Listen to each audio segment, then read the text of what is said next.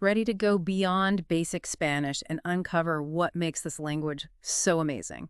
I'm excited to dive in. We're going deep into the heart of Spanish, its history, global impact, all of it. Sounds fascinating. And we've got a fantastic guide for our deep dive today. Oh, yeah. What's a... A piece from Lingualid.com called The Spanish Language, Everything You Need to Know. Catchy. Right.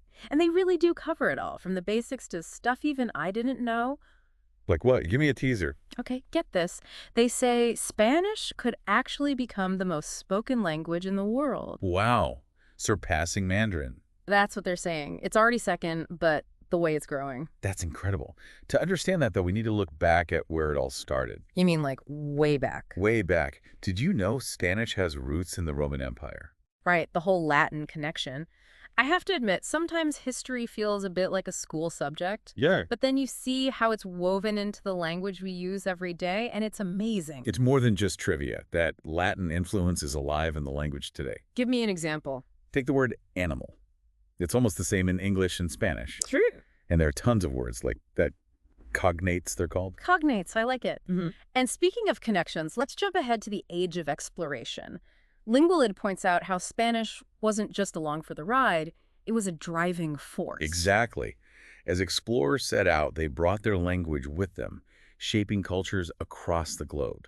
It's amazing to think about those ripple effects. From those early voyages to today, I mean, over 580 million people speak Spanish worldwide. That's a huge chunk of the planet.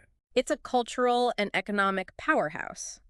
What are your thoughts on that kind of impact? Well, I think... It really is remarkable. But let's say I'm ready to jump in and actually start speaking Spanish. What's it like to actually learn this language? Well, Lingualid describes Spanish pronunciation as relatively straightforward. What do you think about that? Straightforward, really. Yeah, they say each letter typically makes just one sound. That sounds pretty good to me. That does sound simpler than some languages I've dabbled in. But I'm guessing there are always exceptions. Right, there are always nuances, just like English has regional accents, you know. Oh, totally. Like someone from London might pronounce water differently from someone in, say, Texas. Exactly. It's the same with Spanish. The way a word is spoken in Madrid might sound different in Mexico City. Fascinating. So pronunciation has some regional variety. What about the grammar? Any tips from Lingualid on that? They emphasize a really practical approach, which I think is smart. Practical how? Well, instead of getting bogged down in complex grammar rules right away, they focus on the most essential ones. Just enough to get you speaking and understanding. Kind of like learning to cook. You wouldn't start with molecular gastronomy, right? You'd master the basics first. Precisely. You got to crawl before you can walk. But even with just those basic grammar rules, how much of a difference does that make in actually understanding and speaking Spanish? It's huge. Even a little bit of grammar goes a long way. It helps you decode sentences, understand how words relate to each other. You can even start forming your own phrases, which is always exciting for a new learner. It's like that aha moment when you realize you can actually communicate. Absolutely. Those little victories keep you motivated. So basic grammar, it's like our secret weapon for unlocking Spanish. But let's switch gears for a sec. Lingualid's also big on audio learning, listening to native speakers to really get the pronunciation down. Oh, they're spot on with that. You can't learn a language just by reading it. Right, like you can read sheet music, but hearing the music is a whole different experience. Exactly. You got to hear how the words are stressed, the intonation, even the silences. That's where the magic happens. Totally. It brings the language to life, soaking up those regional accents, the rhythms, all that good stuff. It's about immersing yourself in the soundscape of the language. This has been awesome. We've covered so much history, grammar, even that feeling of connecting with the language. But for our listeners out there, what would you say to someone who's thinking, this is cool and all, but why should I care? I love that question.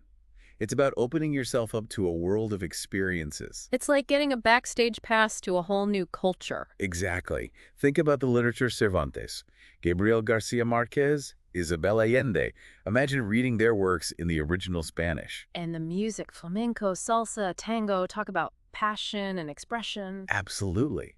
But it goes beyond the arts, too. Lingualid makes a good point about the economic benefits of speaking Spanish in a globalized world. True, it's a real asset in so many fields these days. It can open doors you never even knew existed. So, as we wrap up our deep dive into Spanish, I think we've discovered something amazing. It's more than just words and grammar. It's a tapestry of history, culture, human connection, It's a living, breathing thing. And it's constantly evolving, as Lingualid reminds us. Makes you wonder what the future holds for a language this powerful, especially with technology changing how we communicate. It's an exciting time for languages. It really is. Yeah. So to our listeners, keep exploring Spanish, dust off those textbooks, try a language app, listen to some music.